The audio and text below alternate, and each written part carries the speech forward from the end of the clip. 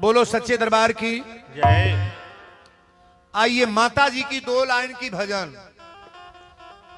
दुर्गा माई के, देवी माई के रोरा। पहले अपने दिमाग को आप एकदम ऐसा करके कथा को श्रवण करो। आप माई के दिन 2 गो बड़ा जगता मनावल जाला। कौन दिन है? 2 दिन। कौन दिन? आज कौन दिन है? शुक्रवार। एगो दिन औरी बात जोना के नाम सोमवार है। मई के दिन मनावल जाला कि ना। अब बड़ा टाइम पर यह कथा लगा है और बड़ा विधिवत प्रवचन को शुरू होने जा रहा है। 2 लाइन की पहले भजन हो जाए। हाँ, अरे माई हो लाला, बोलो दुर्गा महारानी की जय। अरे मैया लाल, चुनर बीचे निखरेलू, चेहरा चमकेला सुकावा सोमार। माई हो लाल, माई हो लाल, चुनर बीच निखरल, चेहरा चमकेलु सुकावा सोमार। माई हो लाल, माई हो लाल, चुनर बीच निखरल, चेहरा चमकेलु सुकावा सोमार।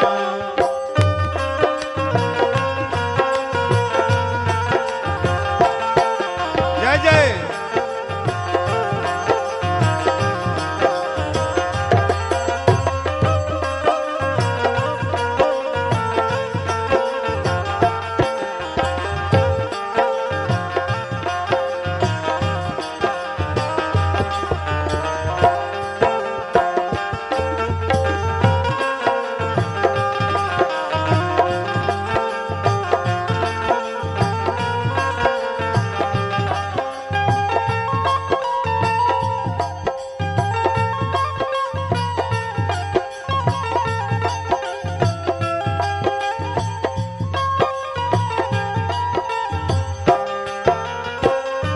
दुर्गम के मारी माई दुर्गा कहवलू, महिमा बा तोहरो महान हो। दुर्गम के माई माई दुर्गा कहवलू, महिमा बतोहरो महान हो। बोल दी महिषासुर मर्दनी की जय। दुर्गम के मारी माई दुर्गा कहवलू, महिमा बा तोहरो महान। मैया सुकवा, माई हो सुकवा, सोमार दिनमा हो केला पूजनवा। मैया बालीला परम पार। माई हो लाल, माई हो लाल, चुनर बीच निखरल, चेहरा चमकेलु सुकावा सोमार। माई हो लाल, माई हो लाल, चुनर बीच निखरल, चेहरा चमकेलु सुकावा सोमार।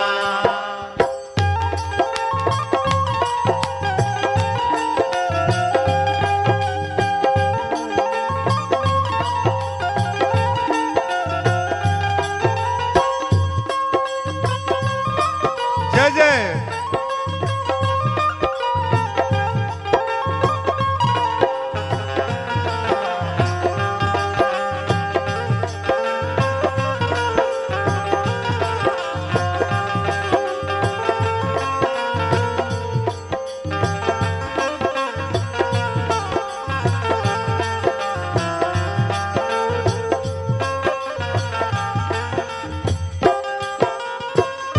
निर्धन के धान देलू, कोढ़ियन के काया, महिमा बा तोहरो अपरम पार।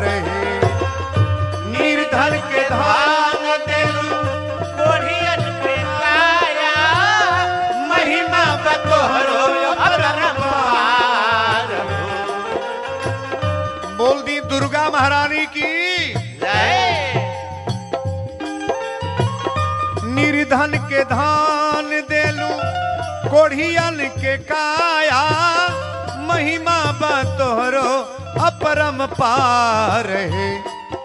माई है बाझिनी माई बझिनी आके पूत देलू हे दुर्गा मैया अरे लीला बा तोहरो अपरम पार हे माई हो लाला माई हे लाल चुनर बीच निखरल चेहरा चमकेलु सुख बासमान हे माई हो लाला माई हे लाल चुनर बीच निखरल चेहरा चमकेलु सुख बासमान।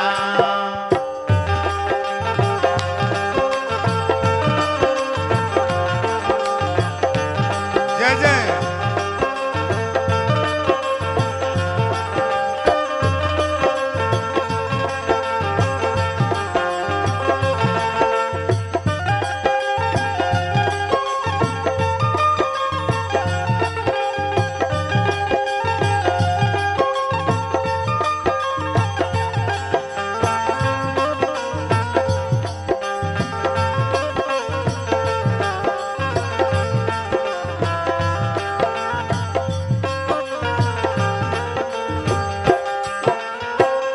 माई के आखिरी लाइन ये गीत के बाद तोहरा बतावला से लिखी गाई गीतिया महिमा बा तोहरो महान है।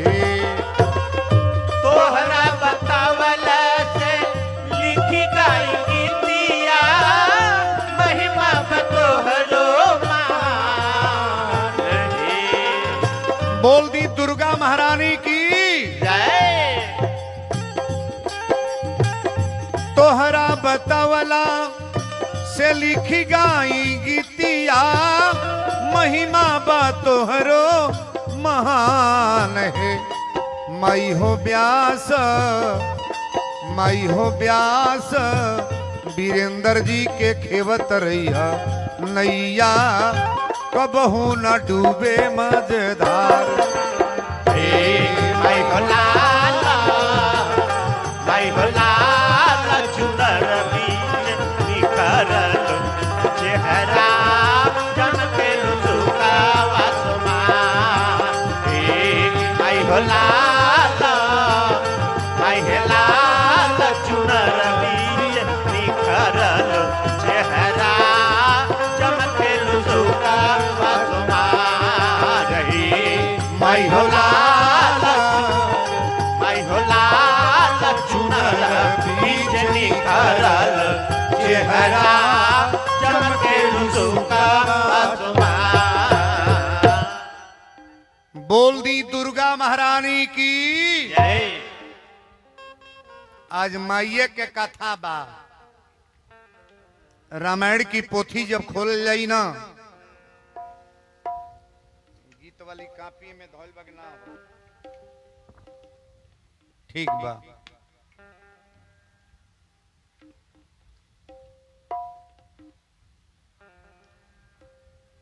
मोबाइल तुम दे दीजिएगा हमारा। अब रउरा बड़ा प्रेम से बैठ के जौना वीरेंद्र बाबा के इतना नाम बा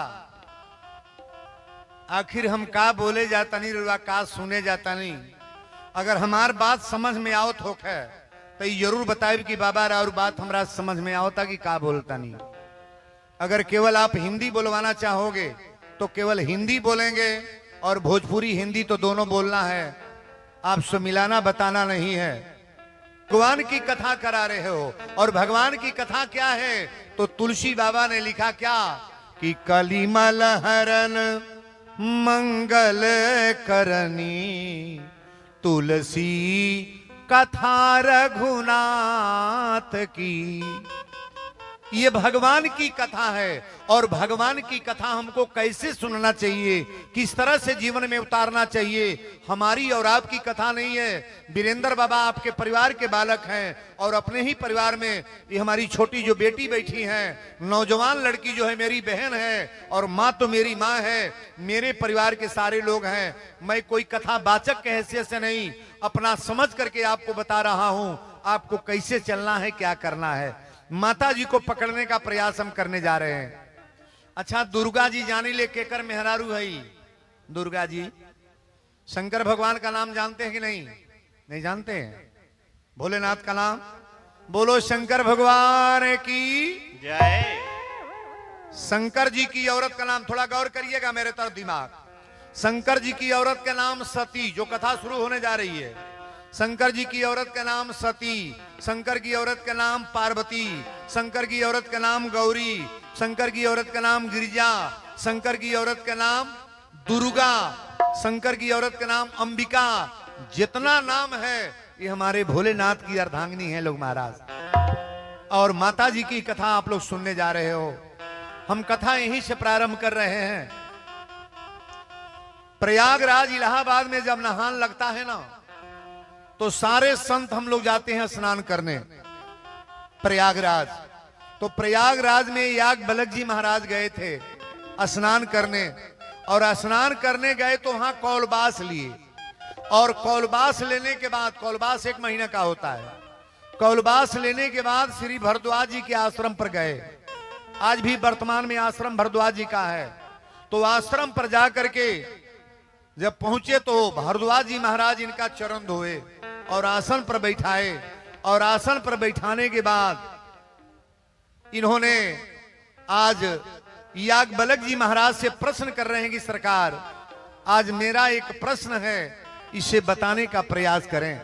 कहने तो मैं जा रहा हूं, भरद्वाज जी ने कहा, मैं कहने तो जा रहा हूं, लेकिन मुझे लज्जा लग रही है, शर्म लग रही है कि हमारे बात को आप गलत या अन्यथा न लें।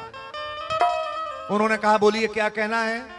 ये पहली चौपाई मैं मानस का उठा रहा हूं, और एक बात गौर करेंगे, यहां जितने विद्वान हैं, रामचरितमानस की पोथी जब आप खोलेंगे तो तुलसी बाबा ने पहला श्लोक लिखा है, बड़ा नाम और संघा नाम, रसा नाम छंद सांपी, मंगला नाम चौकर तारऊ, बंदी बाणी विनायको।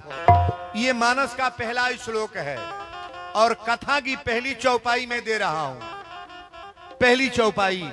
और बड़ा गौर से कथा को सुनिएगा। भरद्वाज जी महाराज याग बलक जी से प्रश्न कर रहे हैं, तुलसी बाबा लिख रहे हैं,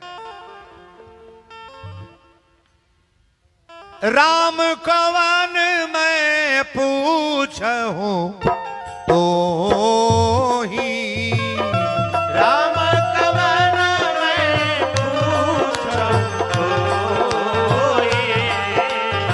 ताली बजाते रहिए सभी लोग भाव से।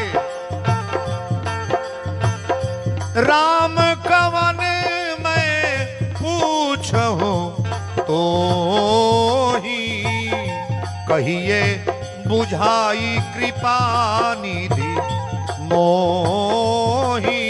राम सिया राम, जय जय राम राम राम। सिया राम, जय जय राम।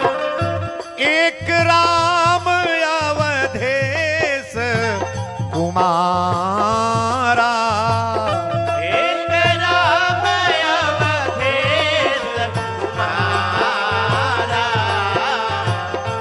एक राम अवधेश कुमारा, तिनकर चरित विदित संसारा।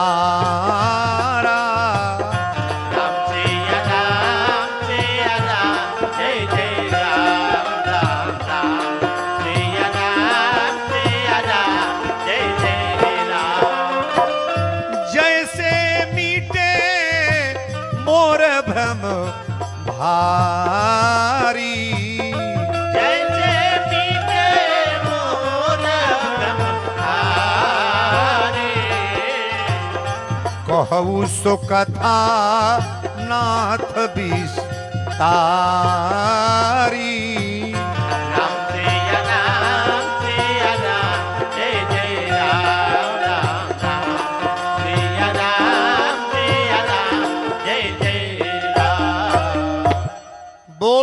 अयोध्या धाम की जय।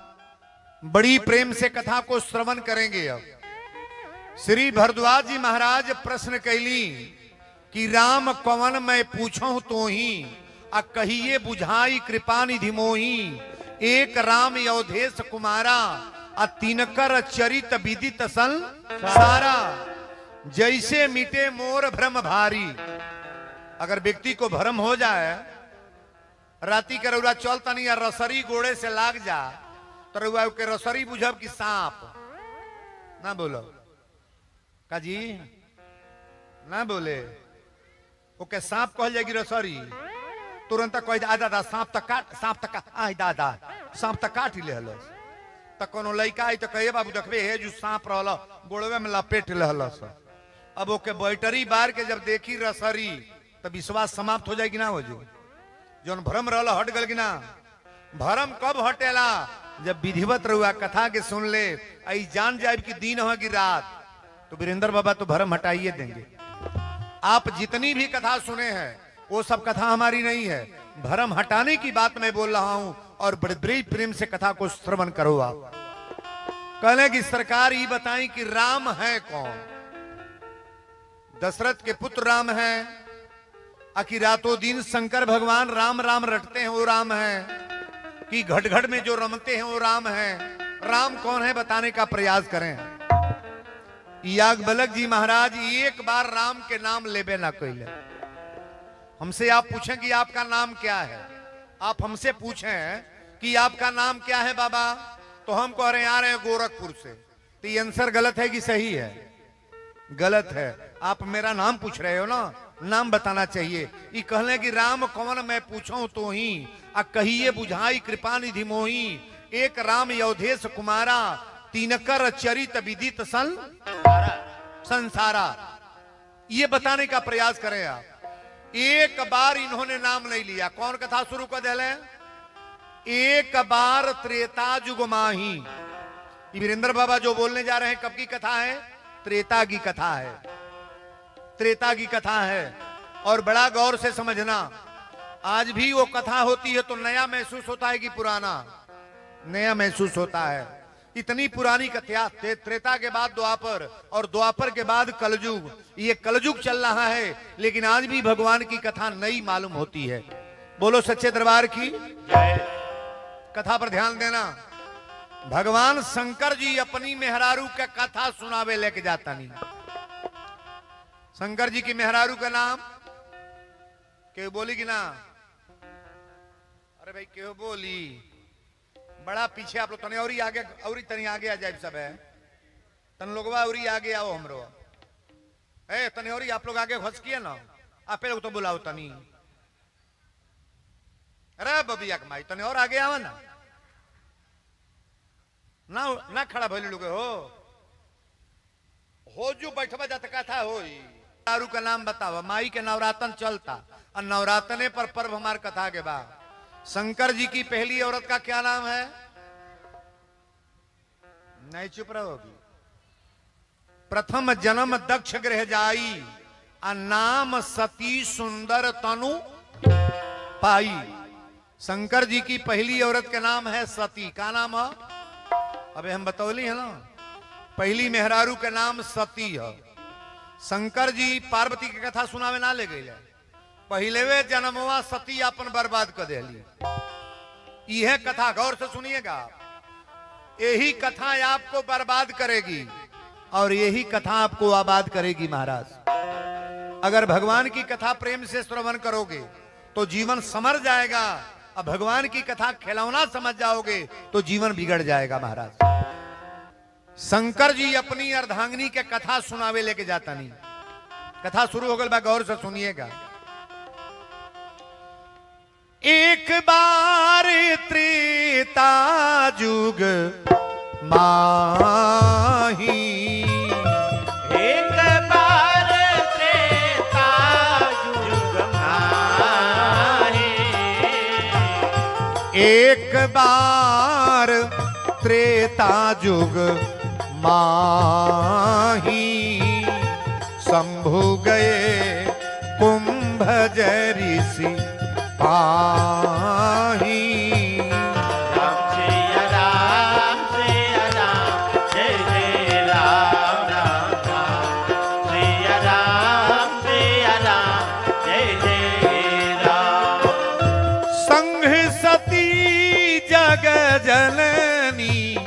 भवानी संघ सती जग जननी भवानी संघ सती जग जननी भवानी पूजहि मुनि अखिलेश्वर जानी राम जय राम जय राम जय जय राम राम राम जय राम जय राम जय जय राम। बोल दी शंकर भगवान की। जय। शंकर जी अपनी मेहरारू के लेके गली त अगवे बैठली। जे रामायण के रचयिता हो, ये पृथ्वी पर सबसे बड़ा महान देवता कौन है? हमारे भोलेनाथ। हमारे राम जी भी शंकर जी को प्रणाम करते हैं। और शंकर जी कथा सुने गली तो नीचे बैठली की ऊपर, कुर्सी पर बैठने की धरती पर। कथा कहां बैठ के सुनना चाहिए? जमीन पर की कुर्सी पर? जमीन पर तो नहीं। मान लीजिए थोड़ा मौसम गीला है तो इसलिए कुर्सी लग गई है। कुर्सी पर भी बैठना बुरा नहीं है। किसी के कमर में दर्द हो, किसी के ठेहुन में दर्द हो, पैर में दर्द हो, बैठे, मना नहीं करेंगे। लेकिन कुर्सी का व्यवस्था, जो कुर्सी पर लोग बैठते हैं बड़ा जल्दी नींद आ जाती है। और जब जमीन पर बैठ कर कथा श्रवण करोगे ना, इतना टाइम तो जरूर बना लो कि 3 घंटा में एकदम ताकेंगे और ध्यान से कथा को सुनेंगे। शंकर जी लेके गईली तो आगे में बैठली, अपना सती के आगे बैठली। जैसे मेरे सामने जब कथा हम बोल रहे हैं तो आप लोग आगे बैठे हैं। जो आगे बैठे हैं इतना आनंद पीछे वाले को मिलेगा? नहीं मिलेगा। कथा में आगे बैठना चाहिए कि पीछे? आगे। पिक्चर हॉल में आगे के टिकट लेना चाहिए कि पीछे? पीछे। और नेता की भाषण में खड़ा होकर भाषण सुनना चाहिए कि बैठकर? खड़ा होकर। कोई ठीक नहीं है कि लाठी चार्ज कब हो जाए। हाँ, लाइन में बता रहा हूं और ध्यान से सुनते जाओ आप। शंकर जी लेके गईली तो सती के लेके आगे में बैठली। आ ज्यों बैठली तो कुंभज ऋषि जी जे कथा कहे जाता, दोनों हाथ जोड़ के प्रणाम कैले। तुलसी बाबा लिखली, संघ सती जग जननी, संसार की माता है वो जो बैठ रही है जमीन पर। संघ सती जग जननी भवानी, अब पूज ही मुनि अखिलेश्वर जानी। हथवा जोड़ के कुंभज ऋषि जी तुरंते प्रणाम कैले। कहले काहे जने के प्रणाम करी? दोनों जने के प्रणाम कैले। ज्यों प्रणाम कैले सती कथा सुनत रही है पड़े, अब बैठ गई है पड़े। यह कथा रौरा के बर्बाद करी, यह कथा आपकी आबाद करी। ध्यान से सुनिएगा। अच्छा, तो भगवान से छिपा है कोई बात? इस गांव में कौन गलत आदमी है भगवान जानते नहीं है। कौन सही आदमी उनको नहीं जानते हैं। कौन गांव में लगाने बजाने वाले उनको जानते नहीं है। हो गांव में फौजदारी कराने वाला कौन है, गंदे लोग कौन है, परमात्मा तो जानते हैं। हमसे आप छिपा लोगे लेकिन भगवान के दरबार में छिप नहीं पाओगे। बोलो सच्चे दरबार की। शंकर जी जब लेके बैठली तो हथवा जोड़ के प्रणाम कैले। आ ज्यों प्रणाम कैले तो सती कथा सुनल बंद। शंकर जी कहले अब खोली लेकिन जीवन तो हर बर्बाद। कथा में मत आओ ठीक है, लेकिन आने के बाद अगर सुनना है तो भगवान की कथा सुनो प्रेम से। शंकर भगवान अकेले कथा सुनत नहीं कि राम कथा मुनि बरज बखानी। राम कथा मुनि बरज बखानी। राम कथा मुनि बरज बखानी। सुनी महेश परम सुख मानी। सुनी महेश परम सुख मानी। राम कथा मुनि बरज बखानी, सुनी महेश परम सुख मानी। शंकर भगवान प्रेम से कथा सुनतनी। अब माता सती कथा सुनली ना, तने साउंड पर के फूल उतार ला। साउंड तने और आगे कर, हमरे साउंड थोड़ा और आगे कर लो। हाँ हो पर धो दो कूलर पर ऊपर। हाँ साउंडवा तनी और ही पास में कर ले के जरा सा। बोलो सच्चे दरबार की जय। सीताराम। ऊपर कुछ लगा दा नीचे ईटा बा। सीताराम। राम कथा मुनि बर्ज बखानी सुनी महेश परम सुख मानी। भगवान शंकर जी अकेले कथा सुनली लेकिन माता सती कथा सुनली ना। ना कथा सुनली तो भइल का। शंकर जी कहली अब चल कथा हो गई। सती कहली हो गई। शंकर जी कहले हो नहीं गई पूरा हो गई। शंकर जी कथा सुन लेली सती से कहली कि चलो। कहली हो गई। कहले हाँ हो गई। तुलसी बाबा लिखल है अरे मुनि सन विदा मांगी त्रिपुरारी अचले संघले दक्ष कुमारी।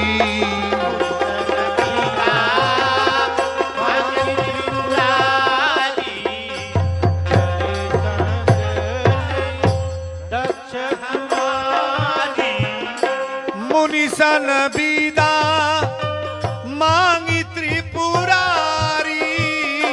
मुनि सन विदा मांगे त्रिपुरारी।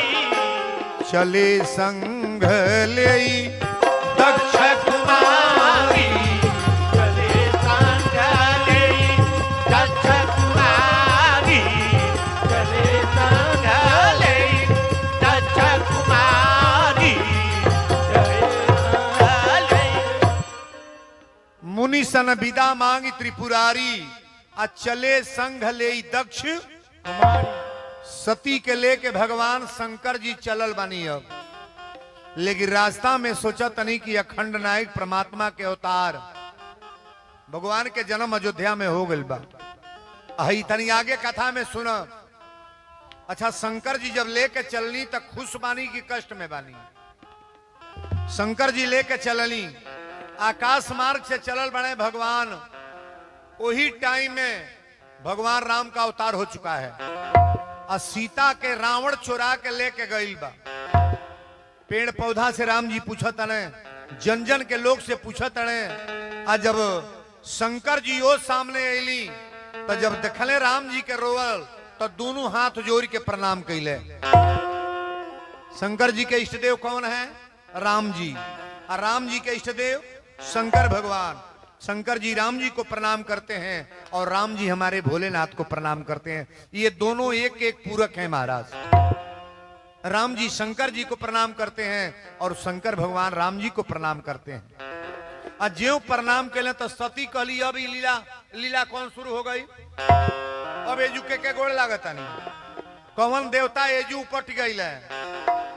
शंकर भगवान कहले आज तोहरो बुझाता बाउरे लिखल बा। अच्छा तो नीमन लिखल बा कि बाउर जगह जगह सुबहा होक है तो मेहरारू के बाउर लिखल बा कि नीमन। एमे तो सुबहा करत नहीं होई। सासू पर सुबहा अलगे, मर्दे पर सुबहा अलगे, देवरे पर सुबहा अलगे, पटीदारे पर सुबहा अलगे। दिन भर सुबहा लेकर मरो। किसी पर सुबहा मत करो। मैं सुबह की बीमारी की बात बोल रहा हूं। सती के सुबह भइल की एजू कौन देवता आ गई। शंकर जी कहले जेकर कथा सुने गई ललू यूहे के हई। सती कली है लड़का रोवता ऊ हई भगवान हम।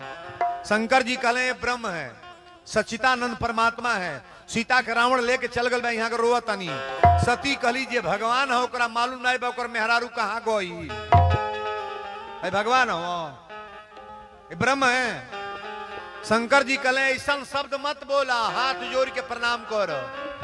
सती कहली हम इनके गोड़ लगा इनके 12 वर्ष का बच्चा कोई रो रहा है ये ब्रह्म है भगवान है परमात्मा है। शंकर जी कहले नहीं विश्वास बात का करबू। कहली हम इनका परीक्षा ले।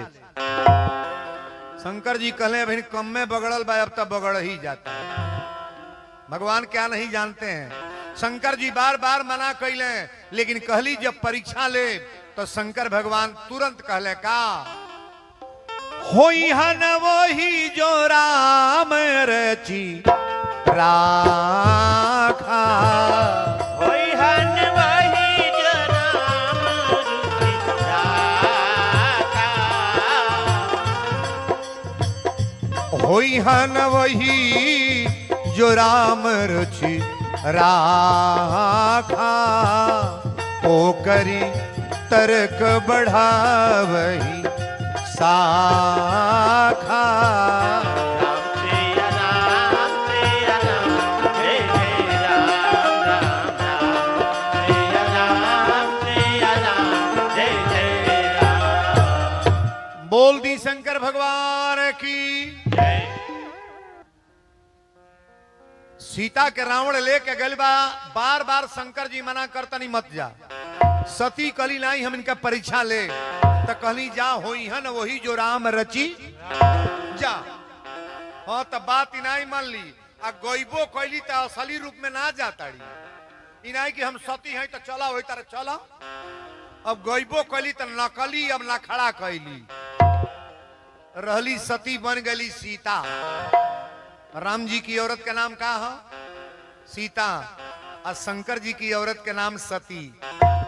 रहली सती बन गली सीता, और नकली सीता बन के राम जी के आगे कूदत चल ताड़ी। असली सीता राम जी के आगे चलने की पीछे पीछे चलती हैं, लेकिन नकली सीता आगे कूदत ताड़ी। लक्ष्मण जी कहले भैया हाउ देख ली।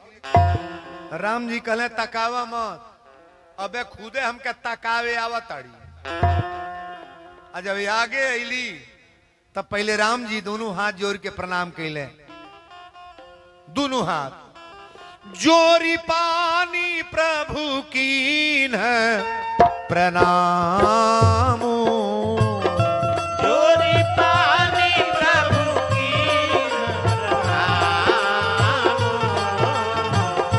जोरी पानी प्रभु कीन प्रणाम।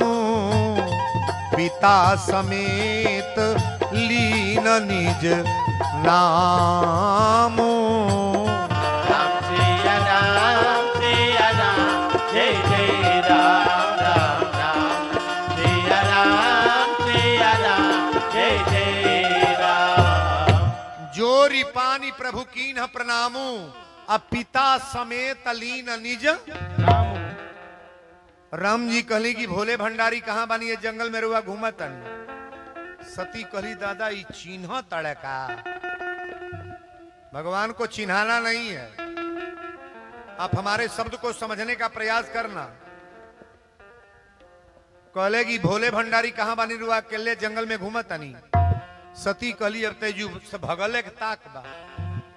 आ सती अब भागे लगली तो जौना और भागत रही रामे राम दिखाई देता रहे। ओने जातड़ी राम, ओने जातड़ी राम, खाली रामे राम। सती हाकासल पियासल भागल पराइल बौरहू के लग गई। भोलेनाथ मौन में राम राम राम राम सीताराम जपतड़े। सती जब गईली तो शंकर जी तकली। भोलेनाथ कहली का भइल। सती कहली का भइल, रौरहू गोड़ लगली, हम गोड़ ला के आवतानी। सही बोली कि झूठ। झूठ को गलती हो गई। कथा सुने गईली, कथा नहीं सुन ली। रास्ता में मना कैले कि परीक्षा लेवे न जा, बात मनली ना। अबो कैली तो झूठ। को गलती हो गई, को गलती। परमात्मा एगो बर्दाश्त कर लेंगे, दो बर्दाश्त करेंगे, तीन तीन बर्दाश्त करेंगे, ऐसा होगा। शंकर जी कहले लो अजुए लिखल रहला का यह तनु भेंट सती अब नाही। यह तनु भेंट सती नारी। यह तनु भेंट सती अब नाही। शिव संकल्प कीन मन माही। जय जय राम राम राम। सिया राम जय जय राम। बोल दी शंकर भगवान की। जय। शंकर भगवान खोलहर कहले अबले तब पर्दा में रहल यह तनु भेंट सती अब नाही आ शिव संकल्प कीन मन माही मन ही मन संकल्प कैले न तू हमार मेहरारू आ न तुहार हम मरद। शंकर जी कहले कि यह तनु भेंट सती अब नाही आ शिव संकल्प कीन मन। शंकर जी नाराज हो गए लेकिन लेके जब सती के गईले तक कैलाश पर्वत पर आसन लगा ले। सती के पहली औरत के कथा चलता आ जब आसन लगा के बैठल तो 87,000 वर्ष तक लेना 87,000 वर्ष भोलेनाथ तक लेना और 87,000 वर्ष के बाद शंकर जी तकले जगले। तुलसी बाबा लिखली राम नाम जब सुमीरन लागे राम नाम जब सुमिरन लागे राम नाम जब सुमिरन लागे जानी सती जगतपति जागे। राम सिया राम सिया राम जय जय राम राम राम सिया राम जय जय राम। बोल दी शंकर भगवान की जय। राम नाम जब सुमिरन लागे आ जानी सती जगतपति।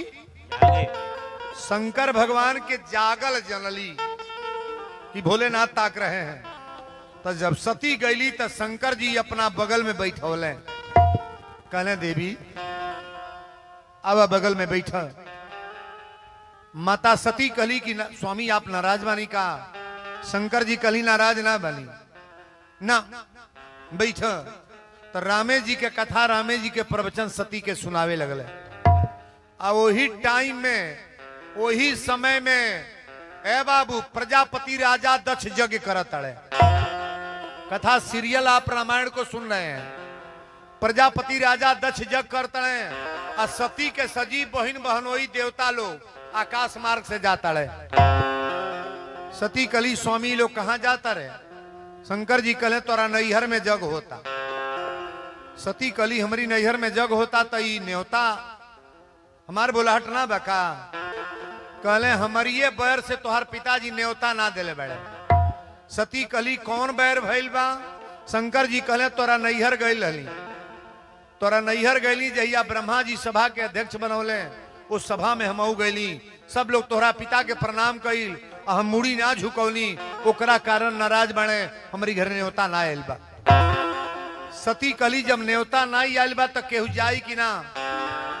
शंकर जी कहली कि जब न्योता ना आयल बा तो हम तो यह कहब केहू ना जाई। अच्छा ई शंकर जी कहले तो सती के मानल चाहत रहे कि ना। अगर मर्द नाराज बागी ना हम ससुरारी हमरे केहू ना जाई तब मेहरारू का मान जाए जाएंगे ना। लेकिन ओहू युग में या एहू युग में मेहरारू को मान जाए कि नैहरे ना जाए ना जाई है जब ले पूरा बंडल हो न जाए नैहर से ससुराल मनी है। कथा बड़ा जोरदार है और समझने का प्रयास करोगे कथा को। शंकर जी बार बार मना कैले कि मत जा। सती कली रौरा जाई भी चाहे ना जाई हम तो नैहर। सती बिना बोलावल गईली। अच्छा एक बात बताई केहू घरे तिलक पर जा बारात आवे बियाह रहो अब बिना बोलौले ओकरा घरे जाई तोरा इज्जत होई का जी। केहू घरे मुड़न होके बरही होके बिना बोलौले जाई तो इज्जत होई। अब माई से भेंट करे जाए बताओ तब ना इज्जत होई नहीं होई होई। गुरु के घरे जाए तब इज्जत ना होई बिना बोलावल। भगवान की कथा में आओगे तब इज्जत ना होई।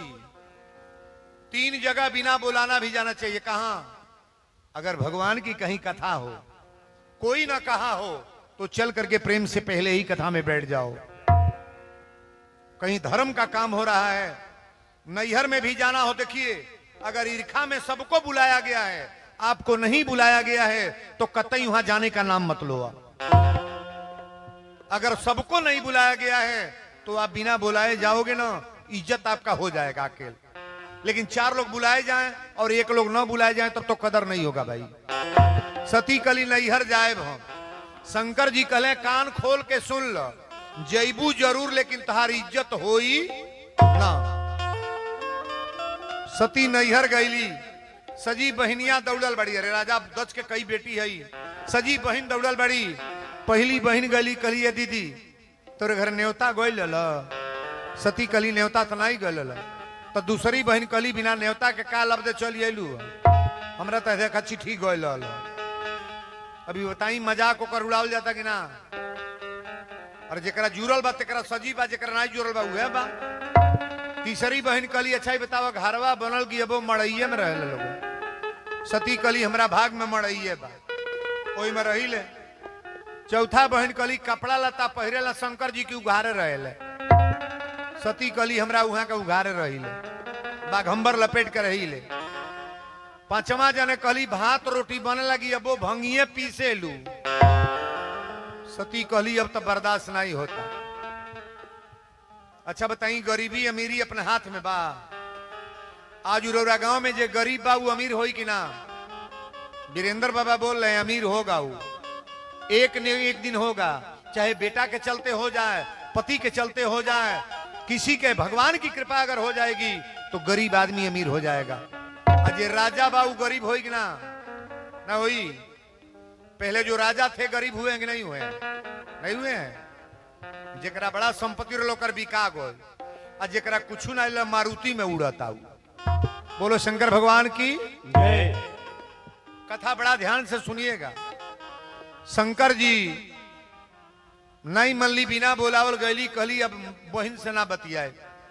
एगो प्रेम से भाव से महतारी मिलल माई। अच्छा दुनिया में रहुआ बड़ा घूमल बानी, अपनी बेटी के बुराई को वो महतारियों करी का जी? बेटी के बुराई को वो माई करी, बेटी के निंदा कबो माई करी, अब माई के दाह कबो केहू पुराई। महतारी जब मिलल बड़ी सती के तकवारी में पकड़ के रोवे लगली। सती के माई कहली बेटी रोवा मत, पहले चलो पानी निकली। पानी तो बहनिए पिया दिली। 5 गो बहन बाड़ी, 4 गो धनी बाड़ी। वो गरीब बा ना तो गरीब वाली के कोनो पूछबो नहीं करी, हलो लगा के फोनवा नहीं करी। जमाना टनाटन न बाजी, भरल बाजार में सब पूछे वाला बा। और कहीं जाके नैहर में देख ले, 5 गो रिश्तेदार आयल बड़े ना, तनिके बाउर साड़ी पहन के जाई, देखी रहा जो इज्जत होता। तुरंत कहीं को करे तोरा हरदम जरले रहलक, कुछ ही तोरा बाना है, हैया पैर कैले हो। तो आंखी में आंसू आई कि ना आई? कभी किसी को ताना मत मारो। भगवान दिए हैं तो प्राप्त है, अगर नहीं परमात्मा चाहेंगे तो ही बर्बाद है महाराज। और ताना मारना तो इतना बुरा होता है कि आप दर दर के ठोकर खाओगे। कर भला तो हो भला, और कर बुरा तो हो बुरा। बुरा करने का प्रयास मत करना। बोलो सच्चे दरबार की जय। कथा बेजू आइल बा। सती कली माई अब कुछ ना पूछे बा, ई बताऊ हमरा पिताजी कहाँ बरे? सती के महतारी कली बेटी सबसे नाराज तो तोर पिते बड़े, सबसे पिता नाराज। तुलसी बाबा लिखले बनी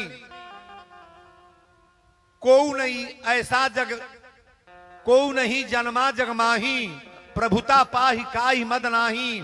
संसार में कोई ऐसा पैदा नहीं हुआ जिसके पास धन हो जाए, रुपया हो जाए, खजाना हो जाए और उसके पास घमंड न हो जाए महाराज। सती गई बड़ी अपना यज्ञशाला में जहां जग होत रहे। आज यज्ञशाला में गली तो तुलसी बाबा लिखले कहीं न दीख शंकर कर भागा। शंकर जी के भाग ना लौकल। और जब भाग ना लौकल, सती एक बेर जाके कहली पिताजी प्रणाम। राजा दक्ष कहले खबरदार। एकरे बाद पिता मत कहियो। सती कली काहे रौरा हमके पैदा कले में हमार पिता ना हई। राजा दक्ष कहले बिना बुलावल आइल बड़ू, पैर उठावा अपनी घरे चल जा। तोरी घर न्योता गइल। अच्छा बाप या महतारी बेटी के दूर दुरावे लगे तो घर बनी की बिगड़ जाएगी। बनल बिगड़ल तो छोड़ दी, घर बर्बाद हो जाएगा। जहां बेटियों को दुरदुराया जाता है, ठुकराया जाता है, कुल किया जाता है, उनका घर आग लगता है, तुरंत जल जाता है महाराज। बेटियों पर कभी ऐसा ना करो आप। यहाँ जितनी माताएं बहनें बैठी हैं, बहुत लोग कहला ये वीरेंद्र बाबा हमरा तो 5 गो बेटी बाड़ी, 7 गो बेटी बाड़ी। मैं दावा के साथ कह रहा हूं 10 गो बेटी पैदा हो जा तब बेटी खतर कबो घबड़ई है मौत। तोरे मरियो गैला के बाद बेटी के बियाह हो जाई। वो बेटी के बाप ना रहे तो वो बियाह हो जाई। मामा करिए, चाचा करिए, गांव के लोग चंदा लगा के बेटी के बियाह कह दी। आ 10 गो बेटा पैदा हो जाए तो सबके बियाह होई हो। 4 जना रोडू है घूमी लो। गलती कहता नहीं। कहीं धरती पर बता सके लड़की कुंवार बा आज तक ले। अब बेटा बेटो नहीं का कुंवार कुंवारे मर गए उफर पर ना बिया है नहीं भाई होई बिया। लड़की कभी कुंवारी नहीं रहेंगी, लड़के तो कुंवारा रहेंगे महाराज। आज वर्तमान में लड़कियों का पोजीशन क्या है? लड़की डॉक्टर बन रही है, मास्टर बन रही है, इंजीनियर बन रही है, प्रोफेसर बन रही है, सिपाही दरोगा बन रही है, मंत्री ब्लॉक प्रमुख, सारा व्यवस्था लड़कियों का है। और लड़का क्या करता ना बाहर खाली छंटवावत ना है पर ले। अब मोबाइल लेके हलो हलो सड़कों पर होता। पढ़ले पर ध्यान दन भाई। या जितने नौजवान बच्चे हैं उनसे मैं कह रहा हूं पढ़ाई लेकर के बढ़िया पोजीशन में डिग्री में आओ। 50 गो बरदखुआ दुआरे पर आई है अगोरे के नहीं परी हमारे घर बिया है के आओ ना बा। लड़का नौकरी पाई तो बरदखुअन के लाइन लग जाएगी ना लग जाई। बेटिन के बिया खोज के करे के बा और तोहरे दुआरे पर के आई तब तो हरदी पोताई। नहीं बढ़िया है? सुंदर विचार से लड़कों को रहना चाहिए। यहाँ जितने नौजवान बाबू लोग हैं आपसे बार बार हम कहेंगे पढ़ने के चक्कर में रहो, फालतू मोबाइल के चक्कर में नहीं, दुनिया देश के चक्कर में नहीं, घूमने के चक्कर में नहीं। अगर लेना है तो नौकरी के चक्कर में पढ़ो। शादी तो अरे कुकुर बिलार के बियाह हो जाता, लड़कन के बियाह ना हुई, सबके शादी हो जाएगी। लेकिन नौकरी के लिए प्रयास करो कि मेरी नौकरी हो जाए। बोलो सच्चे दरबार की जय। कथा एजू अलबा गौर से सुना। जब सती अपना पिताजी के यहाँ गईली या जब जगशाला में गोड़ लगली, राजा दक्ष कले तुरंत पहले चल जा। सती कली कहाँ चल जाई? कले अपना शंकर जी के लग चल जा। यही कमारे त न्योता ना दिहली, न वही है ना तू अबू तो अबे ना कहले तू आ गईलू। सती कली पिताजी हमरा और बेटी हैं, प्रथम जन्म दक्ष गृह जाई और नाम सती सुंदर तनुपाई। हमार नाम सती रौरा रखले बनी, शंकर जी से बियाह रौरा कैले बनी। राजा दक्ष कले हमार कैसन बेटी या कैसन दामाद। जे बेटी दामाद बाबू के बोलोले बनी हम। सती कली बोलोले बनी तो कान खोल के सुन ली आखिरी लाइन। रौरा जौना जग के करतनी, जौने जग में हमारा पति के अपमान होता, सिंदूर के अपमान होता, ये जग के होके ना दे ना। राजा दक्ष कहले का करबू? सती कहली यही जग में जग के मरब, यही जग में मरब। जगशाला के बगल में सती हथवा जोड़ के विष्णु भगवान से कली की भगवान अब तक हम मरे जाता नहीं, लेकिन एक निवेदन बार हुआ से कहले का मर गईला के बाद जब जन्म लें तो फिर भोलेनाथ के शरण में भक्ति प्रदान होको। सती मरत अड़ी देखी गौर से सुनिएगा। मरती सती हरि सनी बर मागा, मरत सती हरि सन बर मागा। मरत सती हरि सन बर मागा। जन्म जन्म पद शिव अनुरागा। राम सिया राम, जय जय राम राम राम। सिया राम, जय जय भगवान की।